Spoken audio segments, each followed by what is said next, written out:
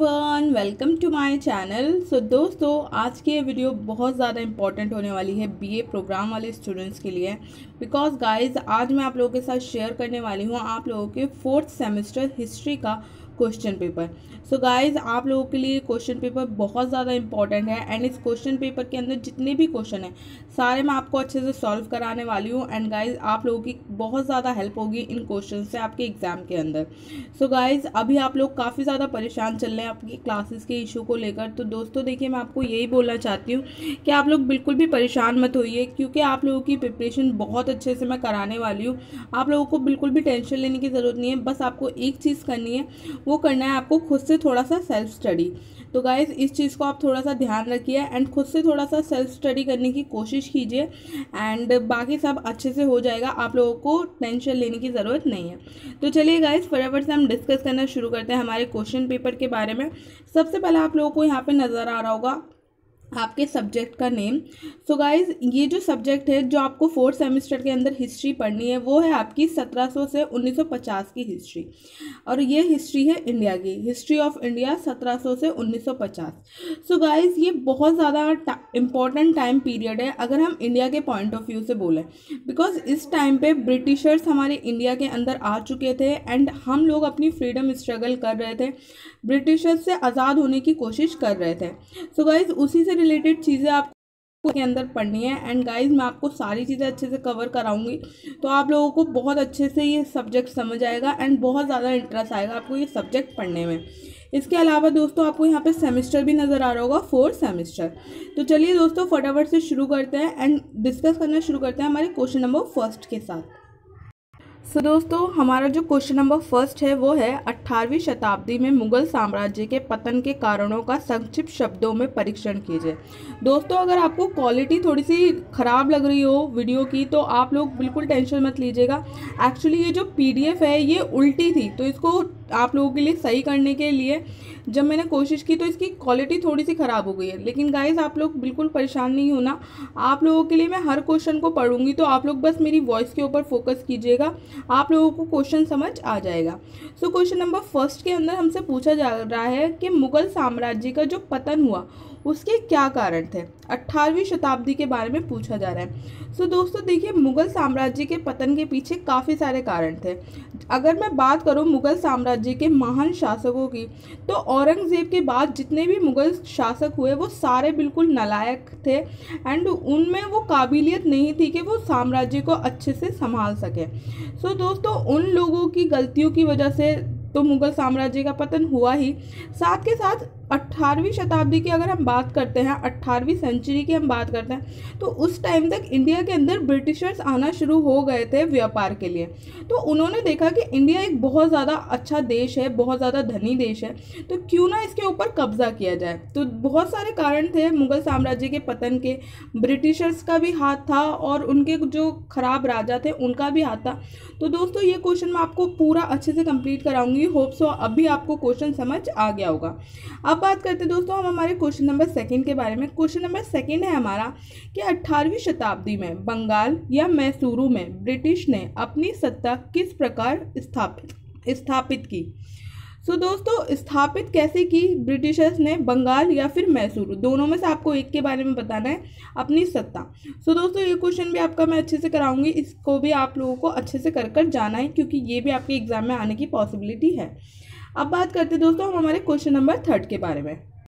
सो दोस्तों, हमारा जो क्वेश्चन नंबर 3 है वो है 1793 में लॉर्ड कॉर्नवालिस द्वारा किए गए स्थायी बंदोबस्त की मुख्य विशेषताओं का वर्णन कीजिए। ग्रामीण अर्थव्यवस्था पर इसके प्रभावों की विवेचना कीजिए।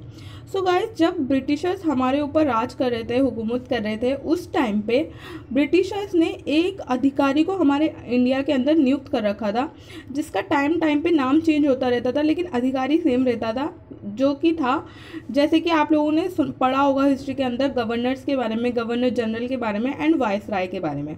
तो उन्हीं में से एक थे लॉर्ड कॉर्नवालिस, जिन्होंने एक नीति बनाई थी जो थी स्थायी बंदोबस्त, जो कि हमारी जो कृषि है उससे रिलेटेड थी। सो गाइज इससे रिलेटेड क्वेश्चन है हमारा क्वेश्चन नंबर 3। एंड दोस्तों और भी बहुत सारे गवर्नर जनरल्स हुए हैं, वायसराय हुए हैं, जिन्होंने काफ़ी सारे इंपॉर्टेंट काम किए हैं हमारे इंडिया के अंदर। तो दोस्तों उन सभी से रिलेटेड क्वेश्चन एग्जाम में बन सकता है। मैं आपको सारे पॉइंट कवर कराऊंगी, तो आप लोग अच्छे से इनको चीज़ों को देखकर जाइएगा। तो गाइज ये हो गया हमारा क्वेश्चन नंबर 3। अब बात करते हैं हम हमारे क्वेश्चन नंबर 4 के बारे में। दोस्तों हमारा क्वेश्चन नंबर 4 है कि 19वीं शताब्दी भारत के सामाजिक धार्मिक सुधार आंदोलनों से जुड़े मुद्दे क्या थे। तो दोस्तों धार्मिक सुधार मुद्दे क्या थे 19वीं शताब्दी के अंदर इंडिया के अंदर, ये पूछा जा रहा है आपसे, धार्मिक और सामाजिक सुधार। तो दोस्तों देखिए 19वीं शताब्दी के अंदर काफ़ी सारे बड़े बड़े चेंजेस हमारे इंडिया के अंदर किए गए थे, जैसे कि सती प्रथा का अंत। सती प्रथा को एक काफ़ी ज़्यादा क्रूर प्रथा मानी जाती थी और इसका अंत किया गया था।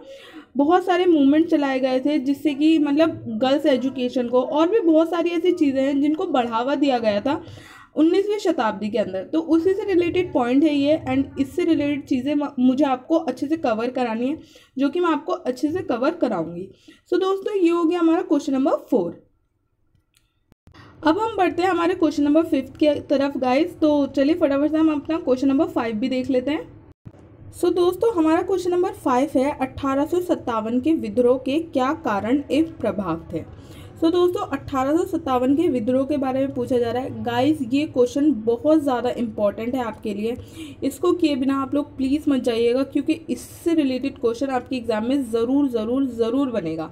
सो गाइस ये मैं आपको पूरा कराऊंगी। 1857 का जो विद्रोह हुआ था इसके बारे में सारी चीज़ें आपको एक्सप्लेन करूँगी, इसके क्या कारण थे एंड इसके बाद क्या प्रभाव पड़ा इंडिया के ऊपर, सारी चीज़ें मैं आपको अच्छे से कवर कराऊंगी। अब बात करते हैं दोस्तों हमारे क्वेश्चन नंबर 6 के बारे में। क्वेश्चन नंबर 6 है हमारा कि उदारवादी कौन थे, क्या वे राजनीतिक याचक थे। तो दोस्तों देखिए उदारवादियों के बारे में आपसे पूछा जा रहा है। तो उदारवादी बेसिकली कौन थे, देखिए जब हमारा इंडिया फ्रीडम स्ट्रगल के टाइम में था, मतलब ब्रिटिशर्स जब हमारे इंडिया के अंदर थे, तो उस टाइम पे 1885 में इंडियन नेशनल कांग्रेस की स्थापना की गई A.O. ह्यूम के द्वारा।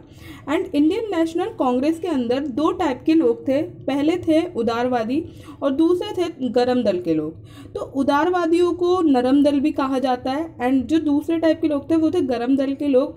तो जो उदारवादी थे वो उदार तरीकों में विश्वास रखते थे, यानी कि वो उनका मानना ये था कि अगर हमें कोई भी चीज़ चाहिए ब्रिटिशर्स से, चाहे फिर वो हमारे अधिकार हो या हमारे भी हमें कुछ करना हो, लाइक जैसे कुछ भी हमें चाहिए हो फ्रीडम के लिए भी, उनका यही मानना था कि अगर हम ब्रिटिशर्स से रिक्वेस्ट करेंगे कि हमारे इंडिया को आज़ाद कर दो तो वो कर देंगे। उदारवादियों का ऐसा मानना था। वहीं दूसरी तरफ अगर हम बात करें जो गरम दल के लोग थे, उन्हें उग्रवादी भी कहा जाता है। तो वो जो लोग थे उनका मानना ये था कि अंग्रेज़ जो है वो प्यार की भाषा नहीं समझते, उनको सिर्फ और सिर्फ विद्रोह के द्वारा ही समझाया जा सकता है, विद्रोह से ही उनसे अपने अधिकारों को लिया जा सकता है। सो दोस्तों ये हमारा क्वेश्चन नंबर 6 है। इसके अंदर आपसे उदारवादियों के बारे में पूछा गया है, तो उदारवादियों से रिलेटेड सारे पॉइंट मैं आपको कवर कराऊंगी।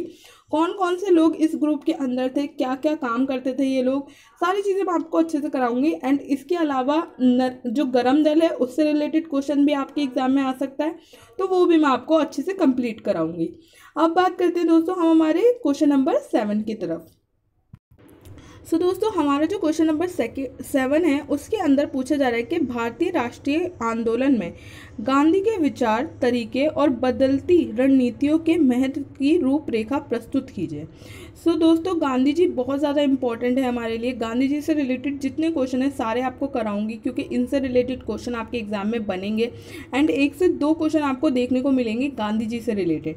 सो दोस्तों ये हमारा क्वेश्चन नंबर 7 हो गया। अब बात करते हैं क्वेश्चन नंबर 8 की।